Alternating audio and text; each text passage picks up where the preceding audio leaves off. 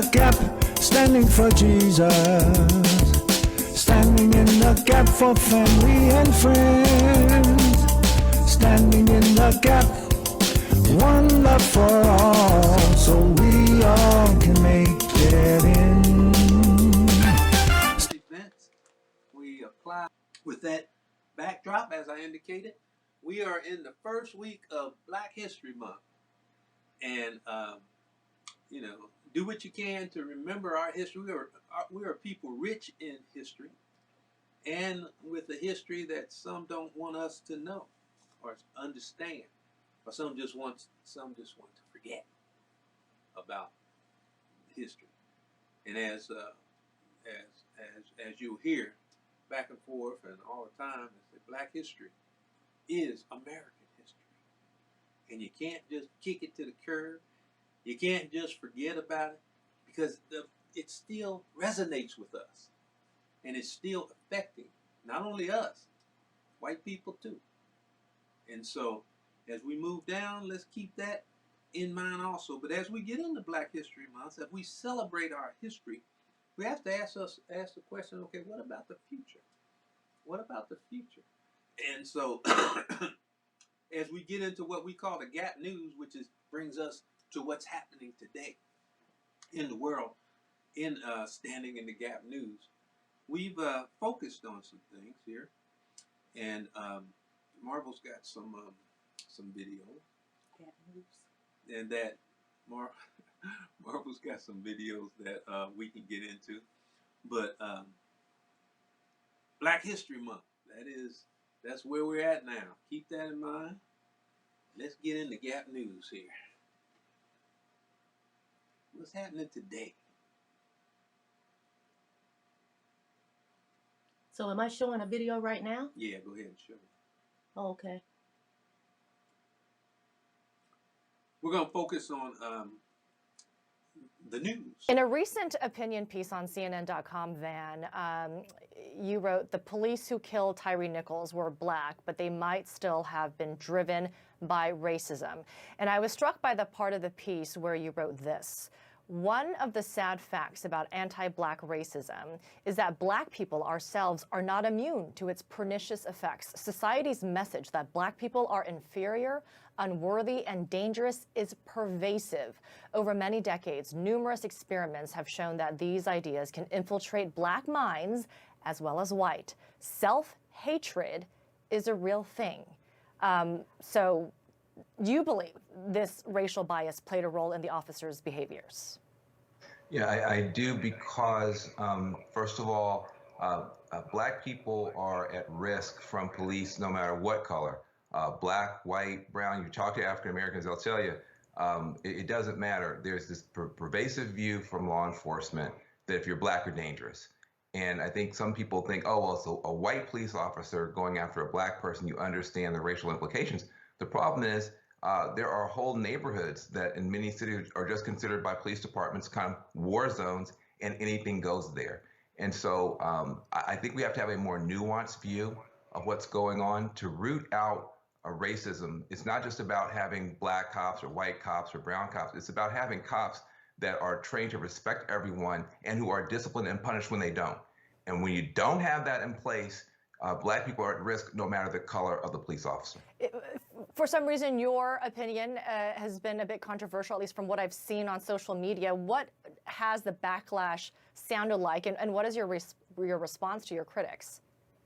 Oh, well, listen, I think some people say, hey, listen, you guys just want to find race no matter what. You're just going to scream racism. Even if it's all Black, you're going to scream racism.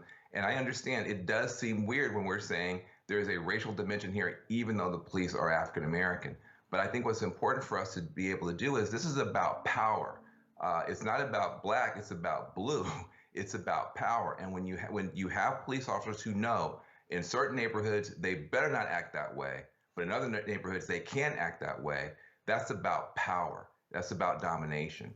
And so I think it's important that we use this as an opportunity to get more nuanced and more clear about the dangers that African Americans face from police officers, period, when there is not accountability. Yeah, and you also make the point, Van, that at the end of the day, it is the race of the victim who is brutalized. I'm quoting your article, not the race of the violent cop that is most relevant in determining whether racial bias is a factor in police violence.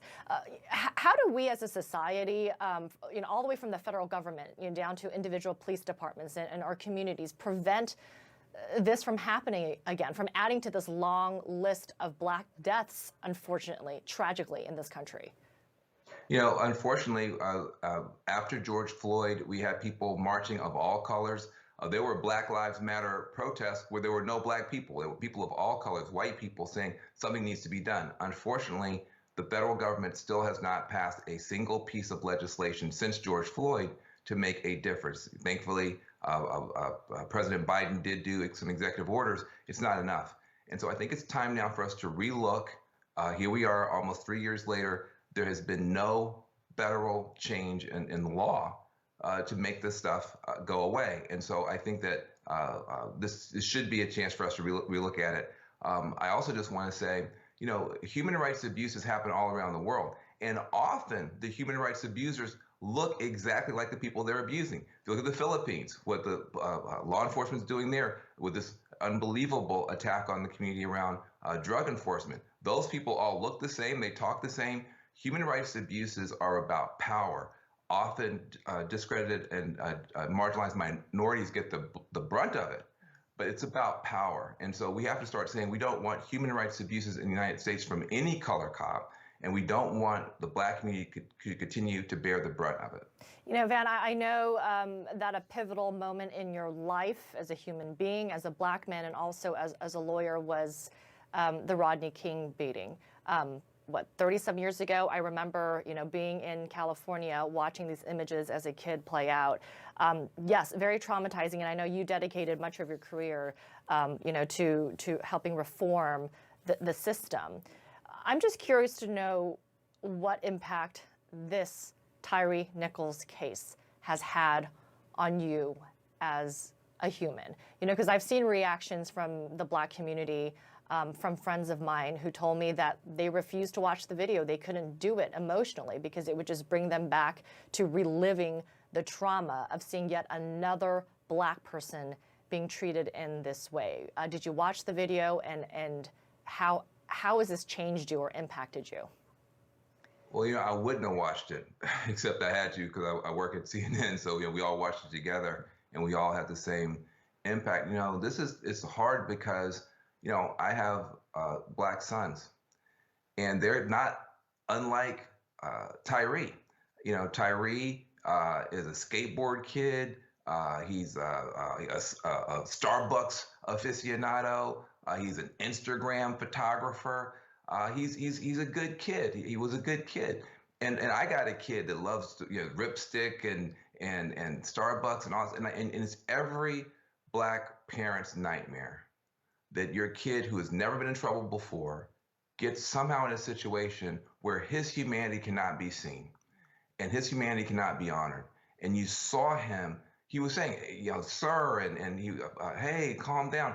The only calm voice in that entire thing was Tyre trying to calm the police down.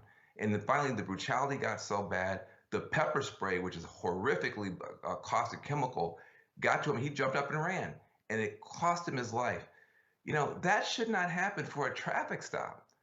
And so, again, it rips back the scars. It rips off the scabs. My sister said she couldn't watch it. A lot of people just couldn't watch it. And I frankly wouldn't have watched it, except it was my job. But to see him being pummeled and beaten and stood up and punched in the face over and over again, it was horrifying. And, I hope this galvanizes some action. I am proud that the city of Memphis, after George Floyd, changed some of their rules and regulations and policies so they could take swift action. And you saw that swift action. But the swift action shouldn't just come in this one case with 5 Black cops. People are being beaten right now, conceivably, in similar situations. They may not have the video camera, but bad things are happening, and we need to change the law to do something about it. Yeah, something absolutely needs to change. Van Jones, really appreciate this conversation. Thank you so much. Okay, so we're right up to the present time in the current events. What's happening? Let's talk a little bit about this. One thing you have to understand, and I'll take you back to slavery because we're still in the subject of slavery in our in our study. This is not new, whereby you have blacks who are put in or elevated to a position or whatever, who then take on the characteristics of their of their employers, let's say, and in the example of slavery would be of the slave master, or maybe the overseer gets some of the blacks who are slaves to watch over the other slaves and to keep them in line and keep them in order, and who actually participate in the torture and the violence against those that they're supposed to be watching over. It's the same thing when it comes to, I know my father was a police officer in the city of Cincinnati for 44 years. He got on the force back in the 40s, late 40s in Cincinnati. And it was very clear that his marching instructions, and the reason they were hired is so that the blacks on the force were hired so that they could police the black community. They were not supposed to go outside that community and police the white community. They were there to police the black community, and they were there to keep the peace. And that meant they were busting heads. They were doing what they what they were supposed to do or told to do in order to do that. And some people were definitely hurt and injured and injured because of that. There are stories of several police officers who the blacks in the community were definitely afraid of running into. There's like 3 or 4 of them. You mention their name. I'm not going to mention any names here because some of their people still around. Still around. But they were busting heads in the black community. So when it comes down to this deal with Tyre, don't be surprised that it was black people doing it. It doesn't change at all the sinfulness and the wrongfulness of what they did. And it does relate to the legacy of slavery. It does relate to racism. And you know, I thought what Van said was so important. It's not who is meting out the violence. It's the race of the victim. And what you see is those same 5 black cops, if they were over in the affluent neighborhood in Memphis, they wouldn't have beat a white man like that. They wouldn't have done it. But they felt like the humanity of a black person is somehow less, and they could get away with it. And so that's what happens. The other thing I just want to add on to is that there's a whole legacy of during slave times, slaves being elevated, like you said, to be over the other slaves. And they were just as, some of them were worse than the white overseers as far as being violent and being mean-spirited and hateful and harming their own brothers and sisters. And again, it was because the black people were considered to be less. It's fine to beat up a black person. It's fine to lynch them. It's fine. It's okay. Yeah, one of the things that some of you may have seen that movie is called, is it Durango or Dango or whatever it is? Django. Yeah. Yeah, DJANG or something like that. Yeah, Django. And there's a great example of Samuel L. Jackson as one of those that we've been describing as being over the other black slaves and all that, and getting very angry when one free black comes into the situation. That's what we're talking about. That's what we're talking about in this. Now, understand this. One thing that we need to understand too is that this type behavior is no different in effect, no different in sinfulness and wrongfulness than lynchings. See, we look at lynchings as hanging somebody and all that. That's true, all right. But it's lynching is what happened to this Tyreek. That's They took his exactly- life. That's exactly what it was. They took his life. They lynched that Whether brother. you lynch him, whether you hang him from a tree, or you beat him, or you tie them to the back of your car and drag them all around the area until they're dead, or you run them down in the middle of the street and shoot them with your shotgun, or you put your knee on their neck until they're dead. No different. All of that is lynching. All of that is lynching. And lynching, and some people think that black people were just sitting around and taking all this stuff, and that's not necessarily true. They've been fighting against this ever since it happened, and one of the biggest examples of it was put into a song. Put into a song, and I believe we have that, right? Okay, I'm gonna warn y'all right now. This is very disturbing. It's very disturbing. And if you have your little children around, pause this or take your kids out. And who is it singing this?